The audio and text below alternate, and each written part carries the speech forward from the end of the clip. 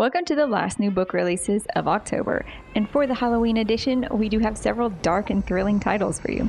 There will be timestamps so you can jump around to where your favorites are. And I forgot to mention, I'm Morgan. I got my ghost face shirt on, which you probably can't see from where this camera is, and my ghosty earrings. But we are starting this week off with fantasy again, so let's jump into our first title, which is Daughters of Sea and Storm by E.E. Holmes.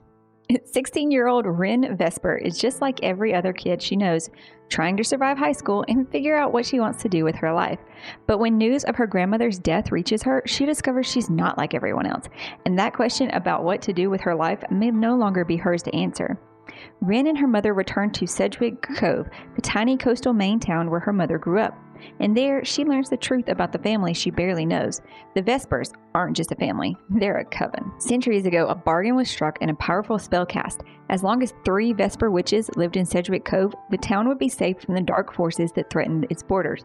Ren's mother reluctantly agrees to take her own mother's place as the 3rd Vesper witch. But when she disappears under mysterious circumstances, it falls to Ren to navigate the dark and winding world of witchcraft she never knew existed. Can Ren step into her own power before it's too late? On the darker side of things, we have A Season of Monstrous Conceptions by Lena Rather. Right? Yes, I think it's Lena. In 17th century London, unnatural babies are being born with eyes made for the dark and webbed digits suited to the sea. Sarah Davis is intimately familiar with such strangeness, having hidden her uncanny nature all her life and fled to London under suspicious circumstances. Sarah starts over as a midwife's apprentice to a member of the illegal worshipful community of midwives, hoping to carve out for herself an independent life. But with each new unnatural birth, the fear in London grows of the devil's work. When the wealthy Lady Ren hires her to see her through her pregnancy, Sarah quickly becomes a favorite of her husband, the famous architect Lord Christopher Wren, whose interest in the uncanny borders on obsession. Sarah soon finds herself caught in a web of magic and intrigue created by those who want to use her power for themselves and whose pursuits threaten to unmake the earth itself. This next one is an urban fantasy centered around a human in a world full of supernaturals. It's called Day of the Raven by Lee Donna. It's supposed to be the first in the Eyes of Midgard series. Attending Marymount University has been my dream since 2nd grade. Little did I know that my college career would be snuffed out before ever starting, a side effect of being the rare human exception in a school full of supernaturals. I wish I could say my infatuation with the stunning Kilo wasn't the catalyst for ruining my life, but I'm way past ruin and heading straight for utter destruction. Her boyfriend is dead, his blood something the voice in my head was begging for, and her brothers are holding me captive in a world where elves, dragons, and the beyond are real. And this is only the beginning.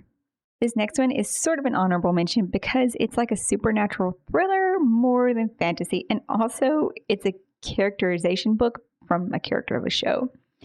But this is going to be Stranger Things Flight of Icarus by Caitlin Schneiderhan.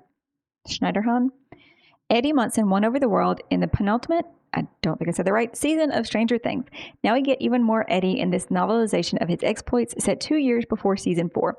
There's music, there's Dungeons and Dragons, and just a quick reminder, there's Eddie Munson. I loved Eddie in the show, I did, but I don't know. I don't know about the book.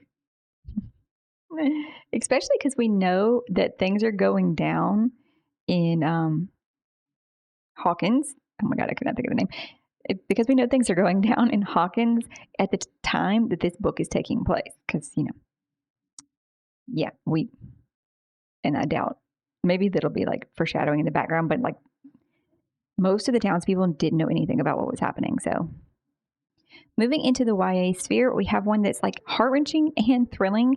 And this is going to be The Space Between Here and Now by Sarah Suk. 17-year-old Amy Rowe has sensory time warp syndrome, a rare condition that causes her to time travel to a moment in her life when she smells something linked to that memory. Her dad is convinced she'll simply grow out of it if she tries hard enough, but Amy's fear of vanishing at random has kept her from living a normal life. When Amy disappears for 9 hours into a memory of her estranged mom, a moment Amy has never remembered before, she becomes distraught. Not only was this her longest disappearance yet, but the memory doesn't match up with the story of how her mom left. At least not the version she's always heard from her dad. Desperate for answers, Amy travels to Korea, where she unravels the mystery of her memories, the truth about her mother, and the reasons she keeps returning to certain moments in her life. Along the way, she realizes she'll need to reconcile her past in order to save her present. So, yeah, it sounds heartbreaking, and wow. This Mummy Meets Death on the Nile fantasy book is definitely going to be in a book box. That's What the River Knows by Isabel Ibanez. Bolivian Argentinian Inés Oliveira belongs to the glittering upper society of 19th century Buenos Aires, and like the rest of the world, the town is steeped in old world magic that's been largely left behind or forgotten. Inez has everything a girl might want, except for the one thing she yearns the most, her globe-trotting parents who frequently leave her behind.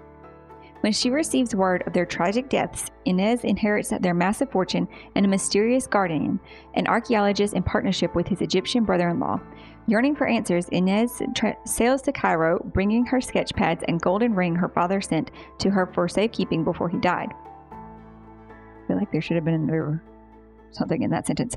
But upon her arrival, the old world magic tethered to the ring pulls her down a path where she soon discovers there's more to her parents' disappearance than what her guardian led her to believe. With her guardian's infuriatingly handsome assistant thwarting her at every turn, Inez must rely on ancient magic to uncover the truth about her parents' disappearance, or risk becoming a pawn in a larger game that will kill her. Lastly, we have a captivating suspense with heartbreaking betrayal in this YA thriller, The Rosewood Hunt by Mackenzie Reed. Lily Rosewood has lived with her grandmother since her dad's death a year ago. She and Graham have always been close. Graham's role as chair of their family's luxury coat business has inspired Lily's love for fashion, and Lily hopes to follow in Graham's footsteps one day. Then Graham dies suddenly, and Lily's world is upended. Graham's $250 million fortune is missing, and Lily has been banned from the manor that she and Graham shared. But Graham has always loved games, and even in death, she still has a few tricks up her couture sleeves. When Lily and 3 other seemingly random teens get letters from Graham sending them on a treasure hunt around Rosetown, they hope the fortune will be a reward. But they're not the only ones hunting for Graham's treasure, and soon the hunt becomes more dangerous than they ever could have imagined. It's supposed to be for fans of Knives Out and the Inheritance games.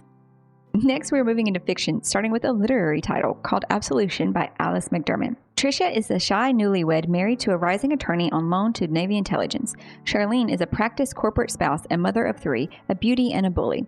In Saigon in 1963, the 2 women form a wary alliance as they balance the heir's mandate to be helpmates to their ambitious husbands with their own, I have no idea what this word is, impulse to do good for the people of Vietnam. 60 years later, Charlene's daughter, spurned by an encounter with an aging Vietnam vet, reaches out to Tricia.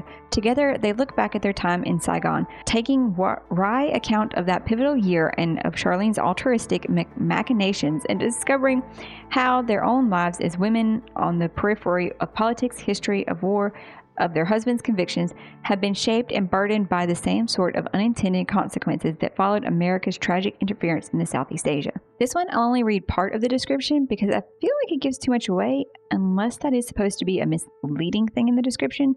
But this is going to be The Berry Pickers by Amanda Peters. July 1962. A family from Nova Scotia arrives in Maine to pick blueberries for the summer. Weeks later, 4-year-old Ruthie, the family's youngest child, vanishes. She's last seen by her 6-year-old brother Joe, sitting on a favorite rock at the edge of a berry field. Joe will remain distraught by his sister's disappearance for years to come. And the other character you're following is a girl growing up in Maine with very distant parents. And as the years progress, and you'll probably see from both of them, it seems. Then we have one that borders the line between fiction and mystery. This is An Ordinary Violence by Audrina Chartrand. Dawn hasn't spoken to her brother Cody since he was sent to prison for a violent crime 7 years ago. Now, living in a shiny new Toronto condo, Dawn is haunted by uncanny occurrences, including cryptic messages from her dead mother that have followed her most of her life. When the life Dawn thought she wanted implodes, she is forced to return to her childhood home and the prairie city that holds so much pain for her and her fractured family. Cody is unexpectedly released from prison with a mysterious new friend by his side, who seems to be the charismatic leader of a dangerous supernatural network. Trying to uncover their plans, Dawn follows increasingly sinister leads until the lines between this world and the next, now and then, and right and wrong begin to blur and dissolve. Wow. A lot of ands.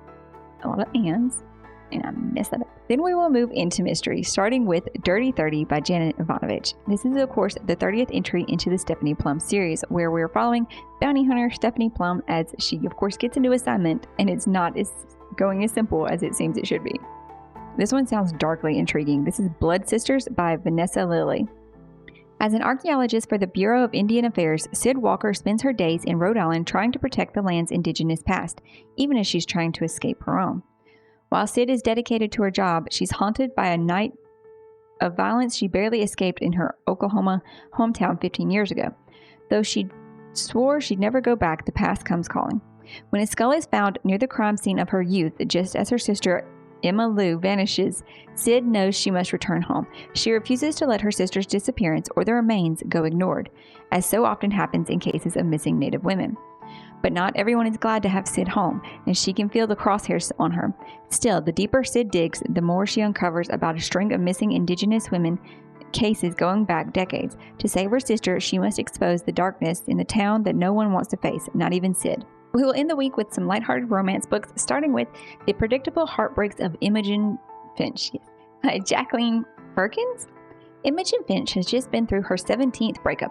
She saw it coming, so she's not as crushed as she might be, but with all 17 of her exes leaving her for other partners, she's come to believe a prediction her well-intentioned and possibly clairvoyant mother made over 20 years ago, that Imogen would never come first at anything or to anyone. Is her love life failing due to a magical curse, insufficient effort, poor timing, or personality mismatches? Everyone has their opinions on the matter. Imogen's ready to give up altogether, but when Elliot Swift, her secret high school crush, returns to their small coastal town after a decade of nomadic travels, Imogen has new motivation to try again. Elliot's full of encouragement. He suggests that her curse is not only imagined, it's easily breakable. All they need is one win, any win, and she can believe in love and in herself again. From trivia games to swimming races to corn shucking contests, the pair sets out to snag Imogen her first win.